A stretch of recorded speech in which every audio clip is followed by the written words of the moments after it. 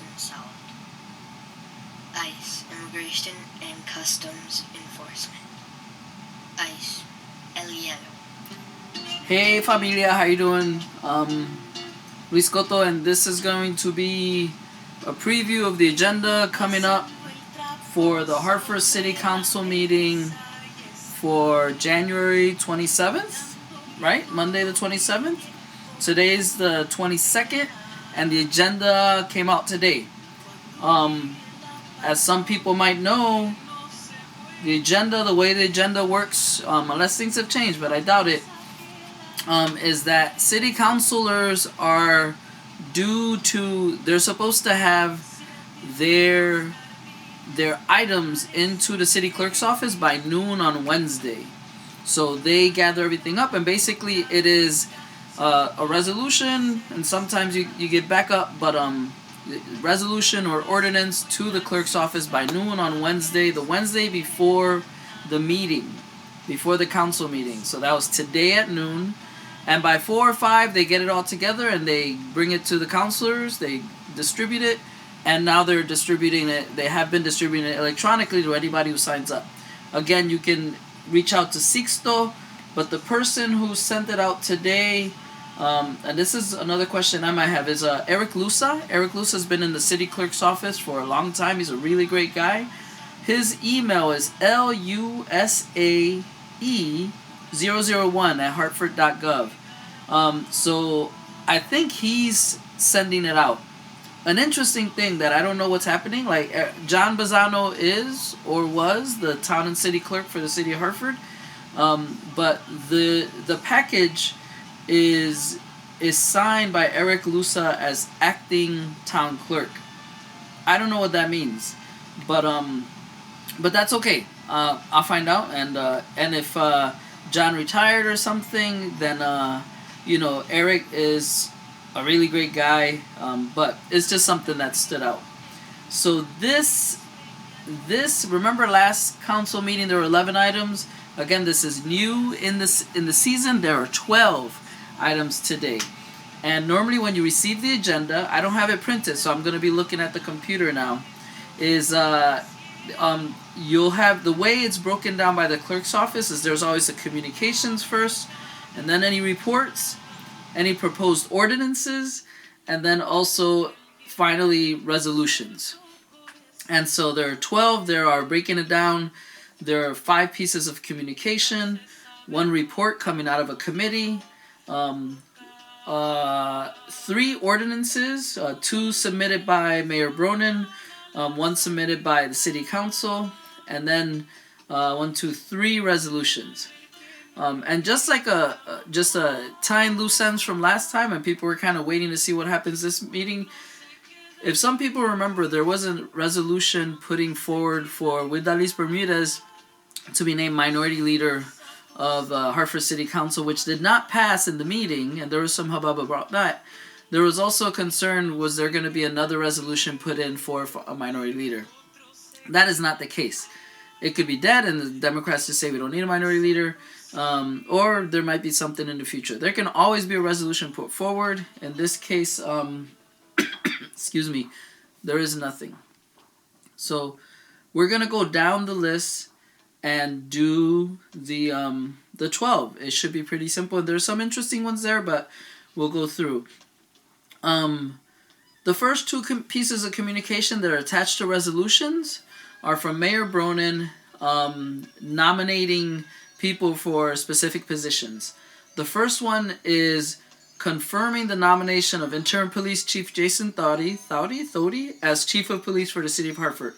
Apparently, he's been there as interim for some time, and again, the mayor puts in a letter to Council President Ali Rosado that goes to the council, along with a resolution just simply saying this is what it's going to be. And so the council will most likely refer that to committee, discuss it, bring it back for action at a future time. That's the first item. Second item is with accompanying resolution nominating Interim Chief Operating Officer Theo Montañez as Chief Operating Officer. People might remember Thea. She was. I mean, she has a history in Hartford going way way back. She most recently was president of the Hartford Public Library Board. That wasn't a paid position. That was just like her most recent thing with the city. She became, when Mayor Bronin was elected, she became his chief of staff, and for some time now she's been the interim chief operating officer for the city of Hartford. And so Mayor Bronin has submitted a resolution making her, which would make her the official chief operating officer. Item 3 is authorization from the council to the Hartford Public School System to file a school construction grant application with the state of Connecticut for a project in connection with the replacement of roofing at 388 Weathersfield Avenue. There's a school there, needs a new roof. And I think we talked about this last time. City Council is the entity that accepts the money. Like if we receive a grant, the City Council via ordinance or via resolution has to accept the grant. Or in this case, they're giving permission to a lesser department, in this case the Department of Education, to apply for a grant with the state of Connecticut. Pretty simple. The next one is appointment of 3 people to the Greater Hartford Transit District. Greater Hartford Transit District is the entity that deals with transit, mostly buses and some the dash in Greater Hartford. The 3 people are Raul Irizarry. This will be his first appointment, and reappointments of Frank Lord and Jennifer Cassidy. Frank Lord and Jennifer Cassidy are longtime Hartford folk that have actually been on the Greater Hartford Transit District for a long time. They, the records for the Greater Hartford Transit District of their board goes back to 2006, and they were both on the on that board there. And the term for this is up until 2023. So what's that? 4-year term. So 20, 21, 22, 23, and so interesting. You can go to the Greater Hartford Transit District site, and they have kind of like MDC, the water company. They have the way to whatchamacallit, they get designated because they affect so many different towns. They get represented. Their board is made up of representatives of those towns. Hartford gets 3 choices: appointed by the mayor, confirmed by the council, and in this case, actually, in the past there was 4. I don't know if that's changed, but right now there's 3 on, and one of them is not being reappointed, and they're appointing Raul Irizarry, or nominating, and Frank Lord and Jennifer Cassidy is the other two members. And then there's the 5th communication with a company resolution is to enter into executive session in order to discuss the potential resolution of the Kenville Edwards versus City of Hartford and Officer Christopher May. This goes back to 2012, where Officer Christopher May and 2 other officers had an altercation with Kenville Edwards and 2 or 3 of his friends. It was a big hubbub in 2012. All those defendants took the city/the officers to court.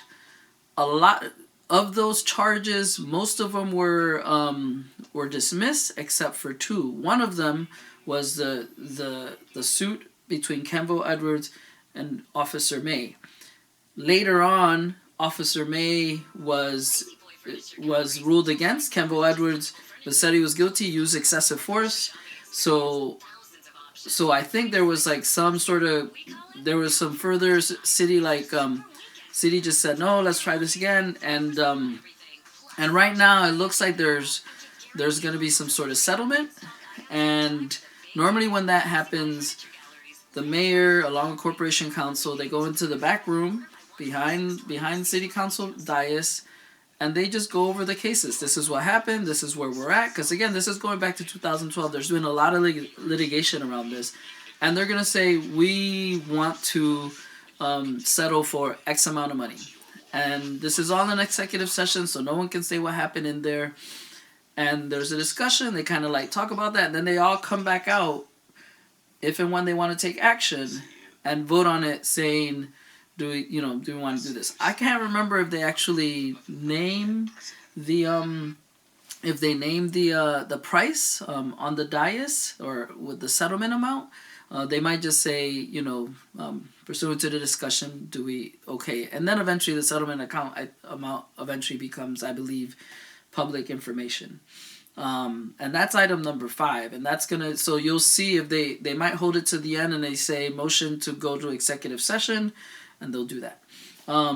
Reports. There's one report coming out, and basically, if we remember last week, there was a resolution bringing Patricia Lashane to be a member of the Housing Authority of the City of Hartford. That was referred to committee, Planning, Economic Development, and Housing. And so it looks like they heard it at committee, and it's coming back out with the accompanying resolution confirming the appointment of Patricia Lashane to the Housing Authority. And then if you look through, I'm not going to peek through, but because it's obvious, there'll be a little report, and it'll say that it was discharged from committee with a certain vote. There are 3 ordinances now. 2 ordinances.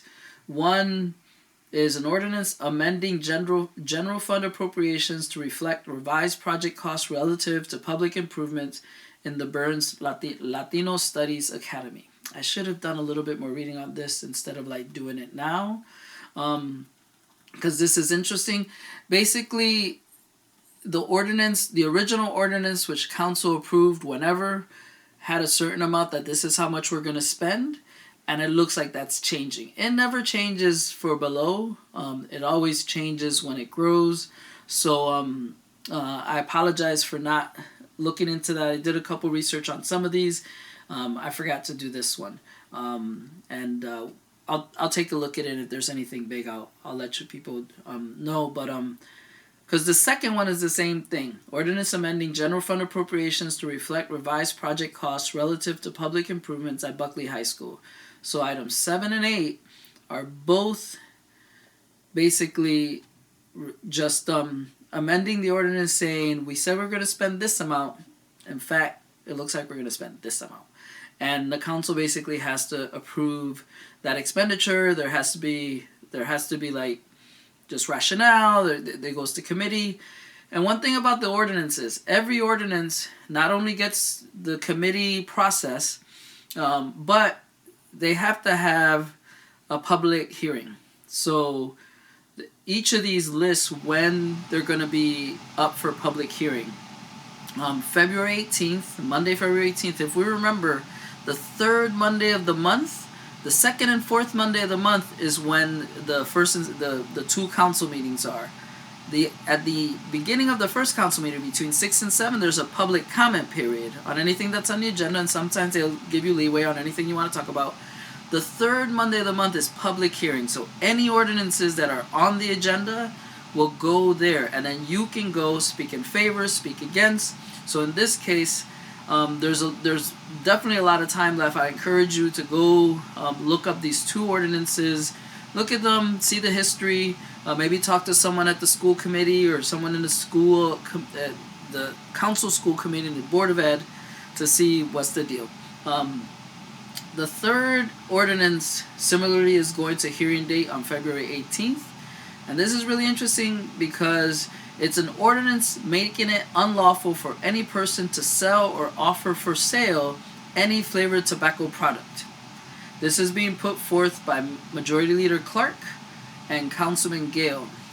So the only reason this is interesting to me is that in 2009 or 10, I submitted a similar ordinance making it illegal to sell basically crack paraphernalia in the gas stations.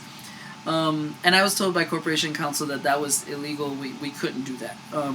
So I'll be interested. And normally when you submit an ordinance, it should be vetted by Corporation Counsel first, and then they tell you, yeah, you can do this. I don't know if that's happened here, but basically,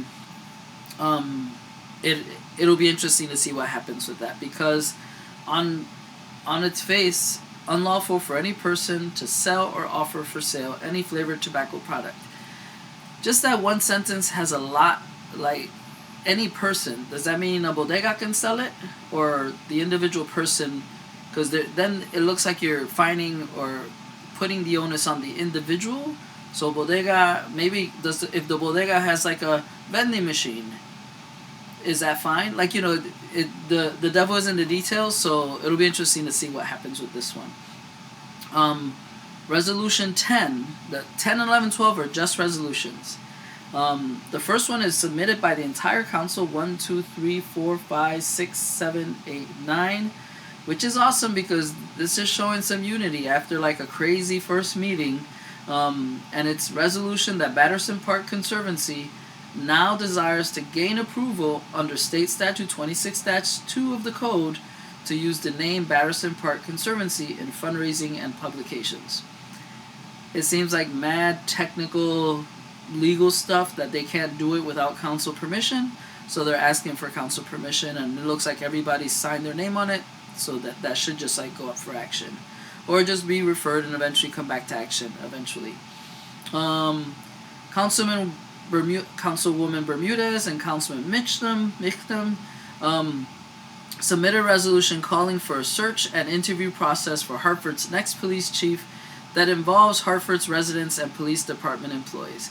Now remember, the very first item on the agenda is a resolution confirming the nomination of interim police chief Jason Tori. So the mayor definitely wants to go with this person, and two councilors, Bermudez and Michtam, want to have a search and interview process for the next chief of police that involves Hartford residents. It's pretty obvious, like the dynamic there, and that will be referred to committee, and they have a lot of work to do. So chances are, it will be probably seen, because there's more than enough time, at the first meeting in February. The last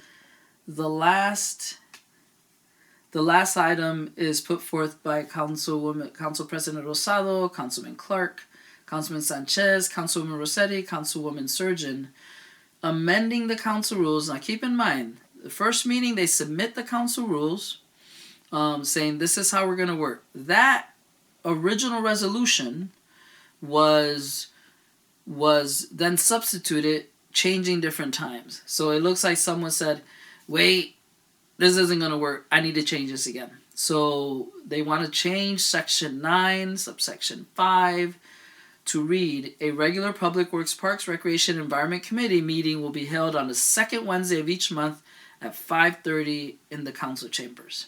So it's literally just take it whatever. Maybe they had Tuesday, maybe they had 6 o'clock instead of 5:30.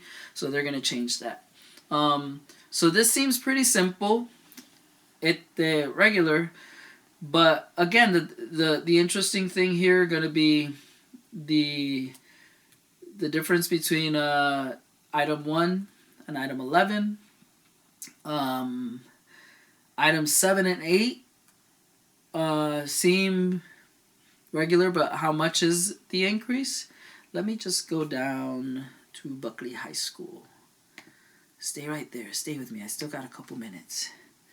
Bulke Keley.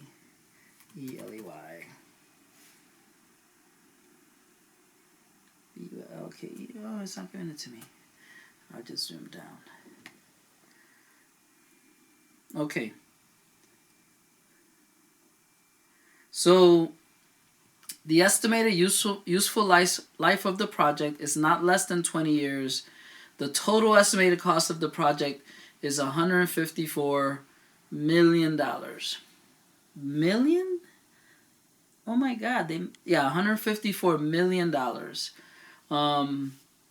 The cost of the project is expected to be defrayed from state and federal grants for full renovation to occur with a 95%. So they're saying this is going to cost $154 million, but we're going to get reimbursed for 95%. Normally, I'm saying interesting a lot, so if anybody's doing a drinking game, do a drinking game on interesting. This is interesting, because normally when you submit an ordinance, you will have the okay. Normally you will have the ordinance section like written and then in brackets saying this is what we're taking out and then an underline for what it costs. But in section 1 of this ordinance, it says that as authorized by the state of Connecticut, the sum of $149 million is hereby appropriated.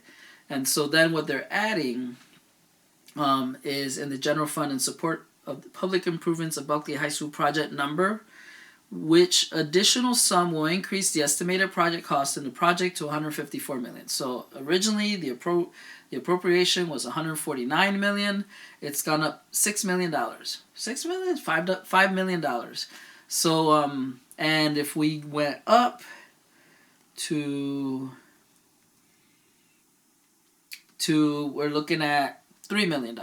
Originally, this is the one for the Burns Latino Studies Academy. Originally, the sum was $47.7 million. $47.7 million, and it's gone up to $50.7 million. So, again, it's pretty simple to read. It's just one page. But yeah, that's it. I am at 21 minutes. I'm getting better.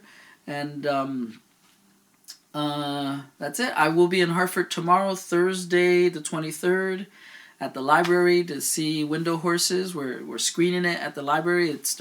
We'll open the doors at 5:30. Starts at 6.